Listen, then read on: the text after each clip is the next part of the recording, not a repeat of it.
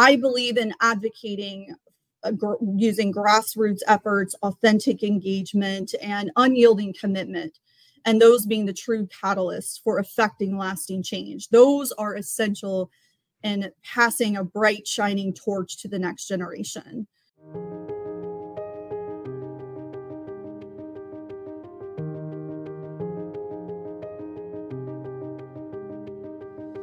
Hi there. Thanks so much for joining us. I'm Leah Alter. And I'm Joanna Ehresman. And this is WomenShare, a marketing guide for women in financial services. Today's episode is very special to me as we welcome Maria Bethel, Senior Vice President of Marketing and Communications at Axtella. Maria and I go way back, as they say. We were on the same marketing team for a couple of years, and I had the true pleasure of watching Maria elevate the lead gen efforts at the organization, as well as spearhead campaigns to raise money and items for local charities who support women entering the business world. Maria adeptly oversees all marketing and communications at Axtella, seamlessly coordinating them across internal divisions and elevating the financial professional experience. In 2022, Maria infused her team with a wealth of diverse marketing experience gained from various roles at esteemed financial services companies. Alongside her 15 years of industry experience, her impressive qualifications include a Series 7 license and a Bachelor of Social Science from Florida State University. Our professional relationship has certainly been an interesting one with lots of ups and downs. Sadly, we were not in the healthiest working situation when we met, and our relationship suffered despite being, I think we both really appreciated the work that the other one did. But you know what? I'm really, really proud of us. It took some time, but we were able to have a really honest and healthy conversation and resolved all those issues. And while it was a kind of a sad example of what we see a lot of times in our industry of women kind of being pitted against each other, I think we rose above that and are just really, we're such in a great place. I'm just so thrilled to have you on the podcast. Thank you so much for being here and for joining us. Woo, what an introduction. Thank you. I love it. I love it. Action-packed. So much going on there. Thank you genuinely from the bottom of my heart for both of you to have me on. It's a real pleasure here because to Leah's point, I think our story proves that communication is key. And it's usually not too late to just overcome obstacles, evolve a relationship into a positive direction, regardless of past circumstances. So I'm happy to be here and that we have an open dialogue, acknowledging the past, yes, but focusing on the present, the future, and aligned ideas and values that we share. So I believe that women collaborating and supporting one another is truly vital for ongoing success across the board, and definitely in this industry, inside and outside of the office, and it helps pave the way forward. And it really sets a good example, in my opinion, for the generations to come. So thank you. Yes. How about that for kicking off a show? Woo, we love it. I know. Chills already. I love it. Well, and to the point of next generation to come, let's talk about this because Maria, you and I are newly acquainted, but your passion around the industry and what's coming in for the next generation, both in terms of people providing the service and the clients we serve, that is absolutely clear. So tell me a little bit about this passion and where does it come from? So I'm really, really excited to have this conversation today because I am genuinely so passionate on this subject. And I hope that that passion comes through loud and clear in our conversation today. Focusing on the next generation is really a top priority for me at the moment specifically. And that is deeply fueled by this internal belief that we have so much untapped potential just waiting out there to be discovered. And I want to talk about things in this conversation that we typically don't unearth when we're talking about next generation. for financial professionals and investors both, right? So I want to take a little bit of a different take on it in this conversation if we can. And I believe you're both on board with that. So that makes me even more excited. 100%. We are here for it. Yes. Yes. Yes. And to do it on the WomenShare platform is, I think, such a phenomenal place to start the conversation. But I am not oblivious to the scary parts of this discussion too, because when you're opening a new, dialogue that isn't typically talked about, then, you're opening yourself up to different things than the more safer route, if you will. So what I'm getting at here is that the level of transformation that I'm talking about requires us to redefine all of ourselves as an independent broker dealer, meaning we will need to find new ways to articulate our purpose and our mission in order to really inspire the next generation of financial professionals and investors. So for a long time, we've relied on really familiar solutions for next gen that have yielded, shall we say, incremental progress, which is better than no progress, but It is probably time for a faster pace of evolution. Sure. So I think the question then becomes, how do we speed up the pace of the next gen evolution in a compliant way? You see what I did there? In a compliant way. So compliance is like, yes. Always on the forefront of the mind. So I think to start off, we really need visionaries and advocates to champion our cause and usher in positive change swiftly. And I believe we need to address a couple of fundamental questions. So there's a lot more questions in this, but for the sake of time, I'll focus in on two. The first and foremost is going to be, what do people truly understand about the independent broker dealer, what we do and why we do it? I mean, let's truly face it here. There's a gaping void in public awareness regarding the different verticals of financial services. So with limited understanding, limited education, I'm going to ask a hard-hitting question. Is it really any wonder that attracting the younger generations is a challenge for us in this field? Mm-hmm. Right. So think about it. When we're kids, or you hear kids, they're asked the question, what do you want to be when you grow up? Rarely, if ever, is someone going to answer financial planner. And that's kind of like a funny take on it. But I think we have to sit back and truly ask ourselves, why is that? Right. So when exploring career opportunities, awareness is key. You cannot embrace a career path that you know not of, that you are blissfully unaware of. So I believe we have a ton of work to do at the awareness level for what an independent broker dealer is, what we do, and why we do it. Well, and I think, and that was one of the things that popped up for Joanna and I when we were talking about this morning, which is also with the change of more advisory business versus the old school broker. I think there's still a lot of people who just assume advisors are brokers. They're just selling stocks and buying this and there has been within the industry this huge shift into advisory. And the truth is that story is a more digestible, understandable story for the investor. And to your point, we're still kind of in that, are we telling this story in a way that people are truly understanding what it means, for your best interest, and that you have skin in the game. And when your investor and your client does well, you do well as an advisor. I think that's part of that story, right? Yeah, it is part of that story. And that's a really good segue into leading into the second important question. And that's transitioning from awareness to interest, right? Mm-hmm. So are we illuminating the profound impact that this role plays on helping people achieve their aspirations? Yes. Right. So what exactly do I mean by that? So society readily recognizes doctors, nurses, firefighters, they all help people, right? The significance of a financial professional often remains obscure. And from childhood, we are taught that all of these vocations directly impact lives. They help people, but we often overlook the transformative influence that a financial professional wields in helping people realize their aspirations, their lifelong dreams. So while our ads out in the marketplace oftentimes is, we're going to help you save for retirement, college savings, and home ownership.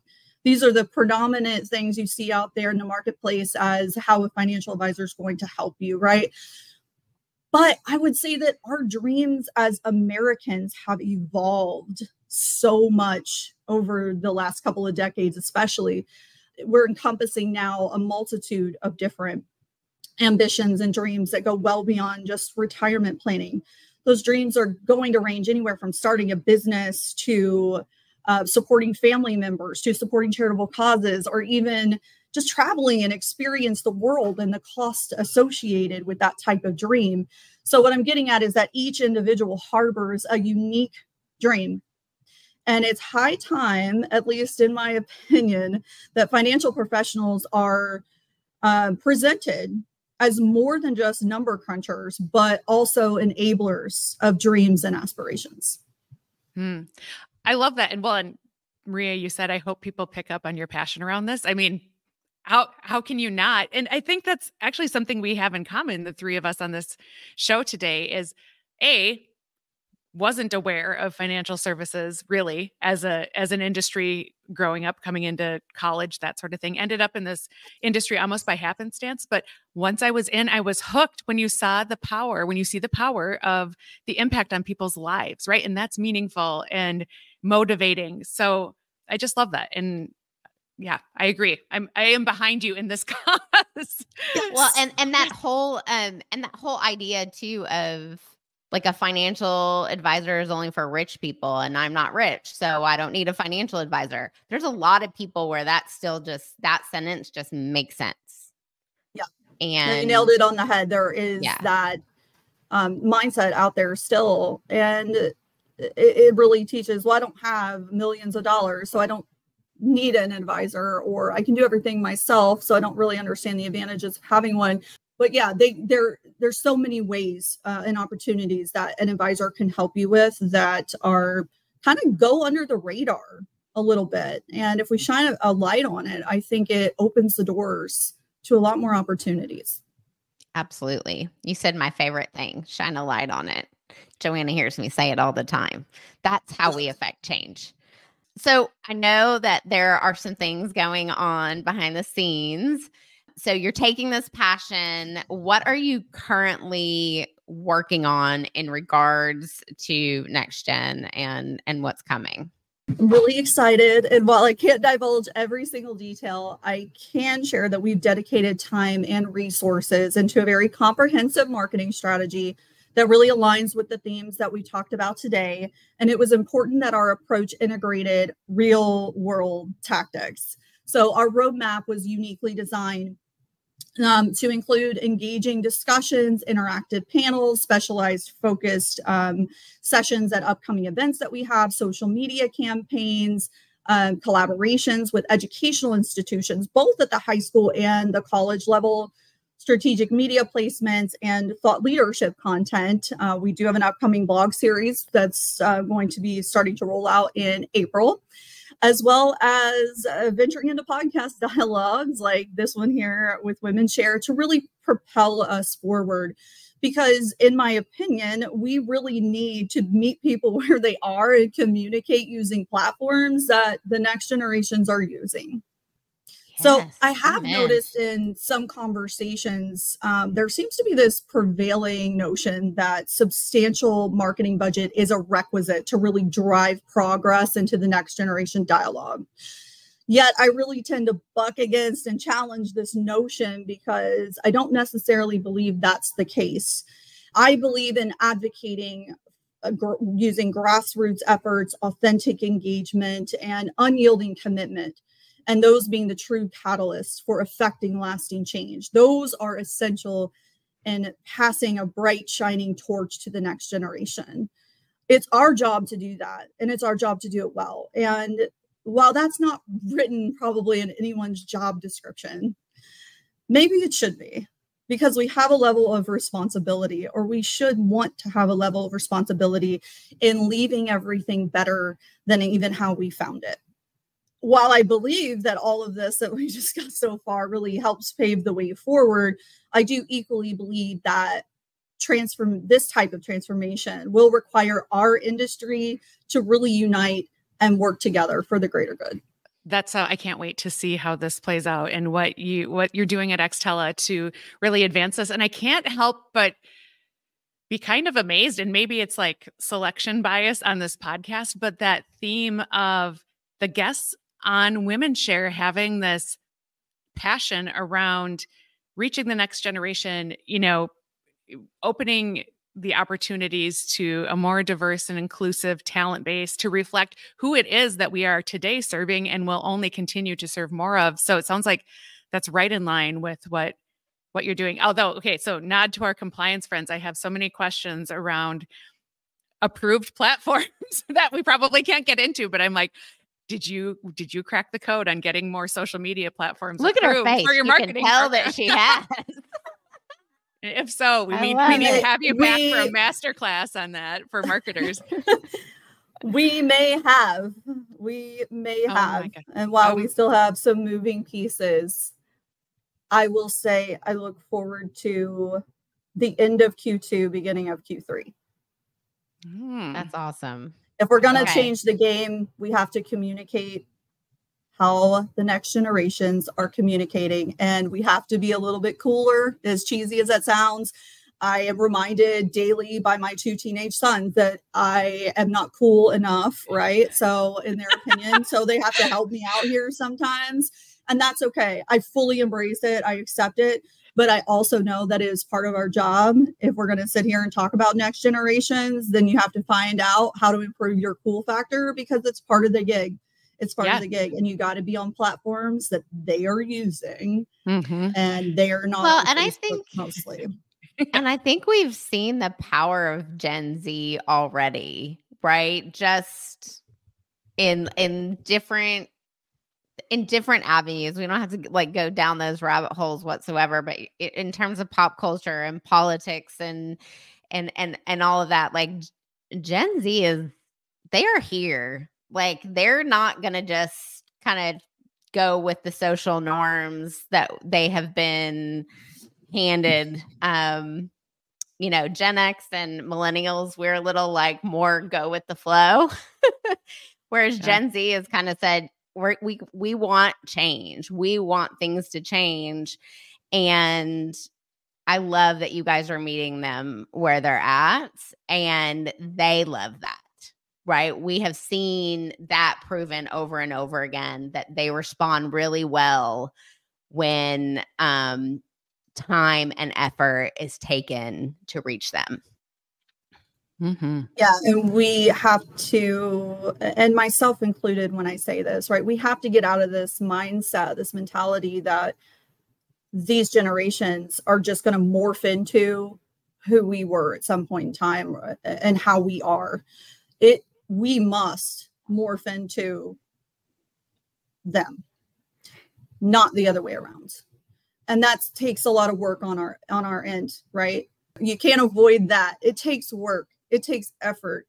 We have to want to leave behind, each one of us, a beautiful legacy of our own. We are in this industry where we talk about, we're going to help the financial professional leave a legacy. Allow us to help you leave a legacy. I see it all the time in advertisements. When are we going to focus on the legacy we're leaving? What legacy are we leaving behind to prepare them for the next generation of client conversations, the next generation of wave of what I hope will be female advisors coming into this industry, young advisors coming in? There is so much good that can be done here. So much amazing work, untapped opportunity. We just got to start speaking how they speak. And meeting them where they are, like you said. Yes. Oh my gosh. Okay. So I know you can't divulge a lot about what's coming from a specific future social strategy, but tell us, we're all marketers here on the show today. What insights do you have? We love for our audience to hear kind of any strategies that you're seeing work either at the corporate or enterprise level for Axtella, or what some of your advisors are doing. Like, where are you seeing the best growth right now?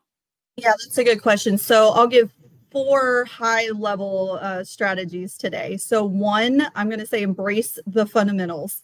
Avoid spreading yourself too thin, and you end up diluting the impact of your efforts. You don't want to see that happen. If you can't post to 3 social media platforms per day, that's okay. Don't expect yourself to do that, right? Focus in on what really matters and where you think you can truly move the needle. Put your effort there. To harness the power of storytelling.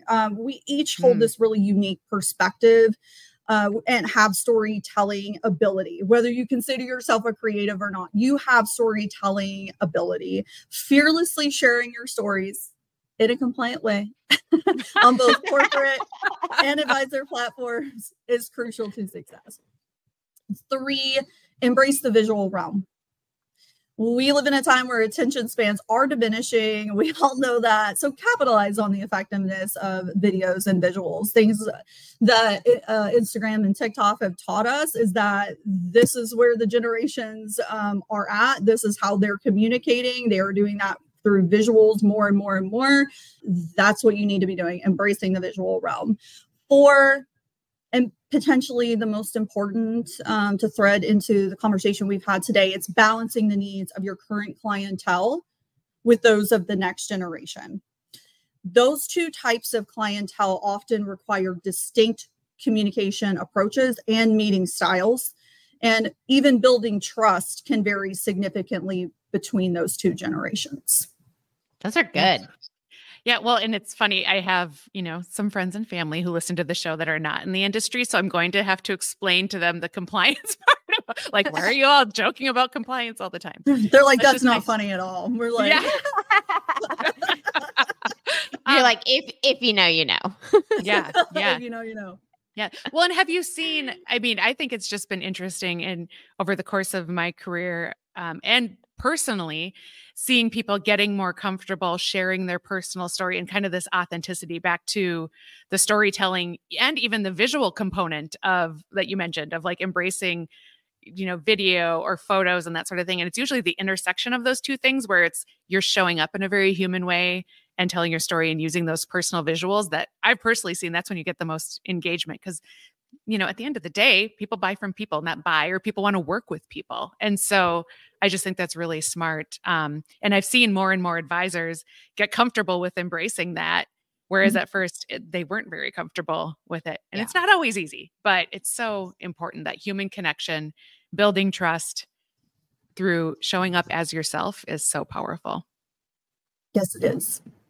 Yeah. All right, Maria, we ask every guest that comes on the show what the best career advice they've ever received. So will you share your best career advice with us?